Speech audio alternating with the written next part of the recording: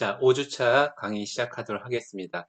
지난주 4주차 때 단일 굴절면에서의 정확한 광선 추적에 대해서 얘기를 했었습니다. 그거 잠깐만 리뷰하고, 그 다음에 그 엑셀을 사용해서 실제로 어떻게 그 값을 우리가 찾을 수 있는지 그 과정을 한번 보도록 하겠습니다. 엑셀에서는 그 과정이 그 렌즈 설계 프로그램에서 진행하는 과정하고 동일하기 때문에 여러분들이 그대로 수행하면 될 것 같습니다.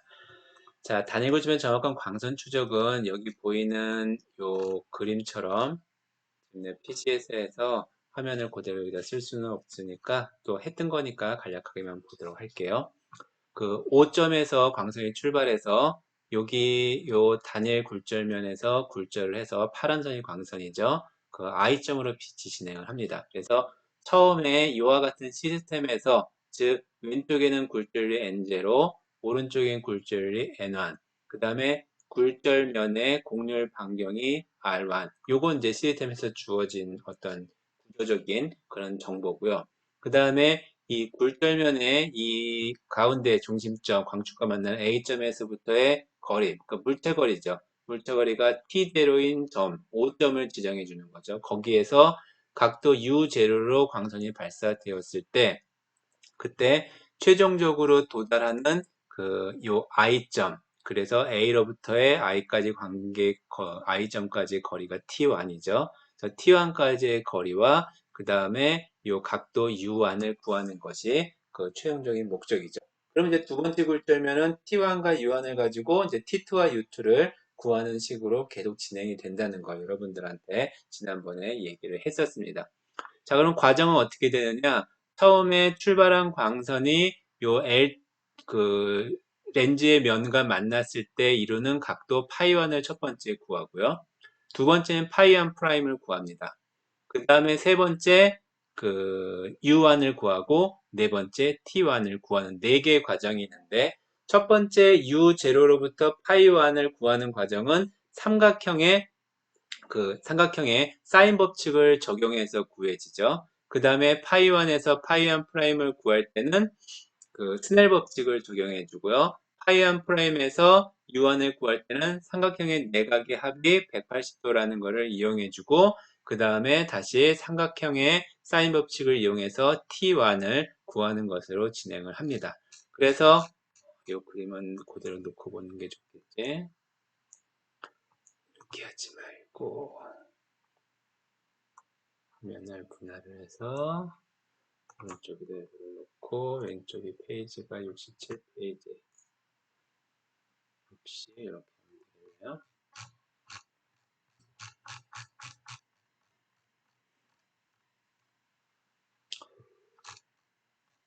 자, 그때 부호 규약을 여러분들이 신경을 써야 된다 그랬었는데 여기 있는 것들은 다 플러스예요. 다 플러스고 하나 U 안만 마이너스거든요. 그거는 우선 길이 같은 경우 물체와 상의 크기는 위에 있으면 플러스, 아래쪽에 있으면 마이너스. 그 다음에 각도에 해당되는 거. 광축을 시계 반대 방향을 회전시켰을 때 90도, 그러니까 90도보다 작은 각에서 일치하면 유한 같은 경우죠. 그때는 플러스, 반대는 마이너스. 다음에 여기 역시 또 광축을 돌리면은 이번에는 얘랑 요 광선과 만날 때는 언제 만나냐면은 90도 큰 각에서 만나죠. 그래서 유한은 마이너스가 되는 겁니다. 자, 그 다음에 또 뭐가 있냐면 구면. 광선과 구면이 만나는 점. 이 파이완의 각도는 업선을 돌려서 90도 작은 각에서 만났죠. 그래서 파이완은 플러스, 파이완 프라임도 역시 플러스가 되는 거죠. 그래서 여기에서 그 부호 규약만 신경을 쓰면 여러분들이 그 네 번의 과정을 통해서 알 수 있다고 얘기를 했었어요. 첫 번째는 OLC, 요 삼각형에 대해서 사인 법칙을 적용해 주는 거죠. 즉, 이 길이, 밑변의 길이가 R1 더하기 T0죠. 그거에 대한 각도는 파이 마이너스 파이1. 파이 똑같네. 여기 쓰는 요거 말하는 겁니다. 그 다음에 이 길이 R1에 대해서 각도가 U0니까 사인 U0. 그래서 요 식을 적용시켜주면은 우리가 파이1의 값을 구할 수가 있게 되는 거죠. 두 번째는 파이1과 파이1 프라임은 스넬 법칙에 의해서 적용이 되니까 구할 수 있을 거고요. 다음에 세 번째는 삼각형 L, OLI. 이 삼각형의 내각의 합은 U0에다가 U1에다가 요각도는 우선 요만큼은 180도에서 파이1을 뺀 거고 거기다 파이1 프라임을 더해주면 되는 거죠.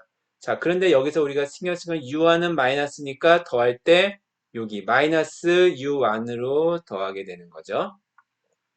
그 다음에 이걸 펜을 쓰면 되겠구나.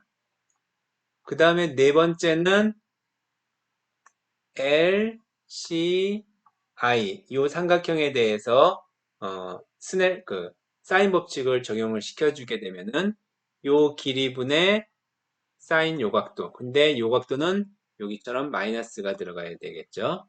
그 다음에 요 길이는 T1에서 R1을 뺀 거죠. 그래서 사인 파이1 프라임. 그래서 이와 같은 식을 가지고 우리가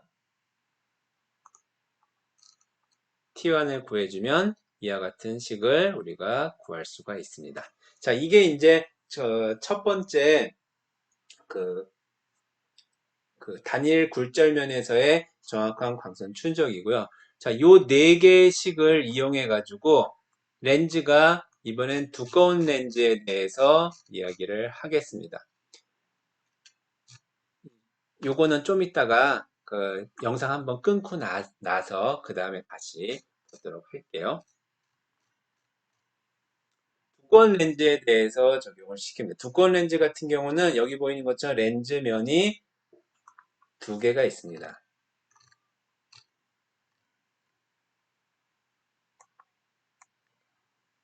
잠깐만.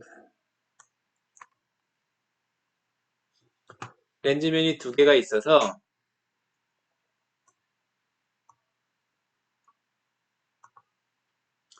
요 첫 번째 면과 두 번째 면에 대해서 우리가 썼던 식 하나, 둘, 지워야 돼.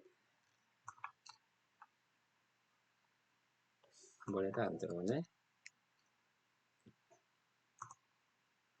하나, 둘, 셋, 네 개의 식을 반복적으로 두 번 적용을 시키면 되는 겁니다. 자, 그때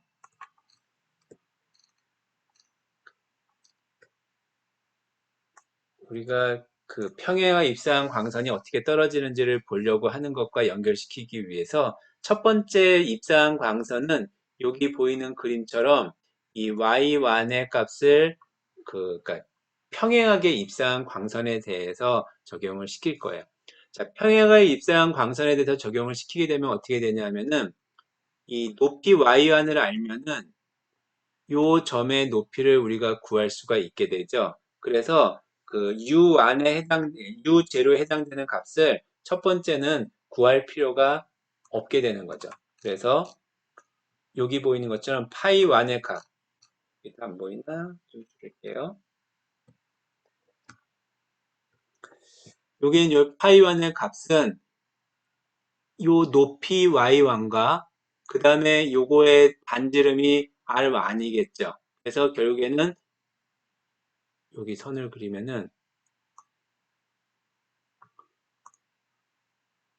요 삼각형의 요게 파이1이 되는 거죠. 그래서 이 빗변이 바로 r1이 되는 거고 요게 y1이 되니까 여기 쓴 것처럼 사인 파이1이 r1분의 u1이 돼서 파이1을 구할 수 있는 겁니다. 첫 번째 파이1을 구하면은 두 번째 파이1 프라임은 이렇게 스넬 법칙을 이용해서 구할 수가 있고요. 그 다음에 세 번째 u1 구할 수 있고 여기서는 요 u1의 값이 요 값이죠. u1을 구할 수 있고 다음에 네 번째 t1을 구할 수가 있습니다. 여기서 t1이라고 쓰지 않고 t1 프라임이라고 값을 표시를 했어요. 그래서 이와 같은 방법을 이용해 가지고 첫 번째 굴절면에 대해서 파이1 프라임, U1, T1 프라임을 구할 수가 있습니다. 이게 이제 그 첫 번째 굴절면에 의해서 만들어진 상이 되는 거죠. 자, 그러면 그걸 가지고 이번에는 두 번째 그 최종적으로 오는 이 두 번째 면에 도달했을 때에 해당되는 결국에는 이쪽 면에서부터는 T2가 되겠죠. T2를 구하고 또 U2를 구하는 게 최종적인 과정이 되겠죠. 자, 그런데 이 T1을 첫 번째 구할 때는 어디서부터의 거리였냐면은 첫 번째 면에서부터의 거리였습니다. 근데 우리가 구하려고 하는 거는 뭐냐면은 두 번째는 얘가 굴절면이잖아요. 그러니까 요게 굴절면에 A2에 해당되는 요 전부터의 거리를 구해야 되니까 T1을 빼는 거예요. 그래서 이 T1 프라임에서 T1을 빼면 요 거리가 만들어지겠죠. 그런데 우리는 이제 부호를 반대로 한 거는 그 물체가 오른쪽에 있으면 음수가 되기 때문에 마이너스를 붙여서 결국에는 그 T1 빼기 T1 프라임으로 쓴 건데 사실은 마이너스 T1 프라임 빼기 T1이 되는 거죠. 자, 그 다음에는 과정은 똑같아요. 그 스넬 법칙을 이 요거를 똑같으니까 앞에서 표했던 4개의 식을 이용해서 사인 법칙을 이용해서 만들어진 식에 의해서 파이2, 요 파이2를 구하고요.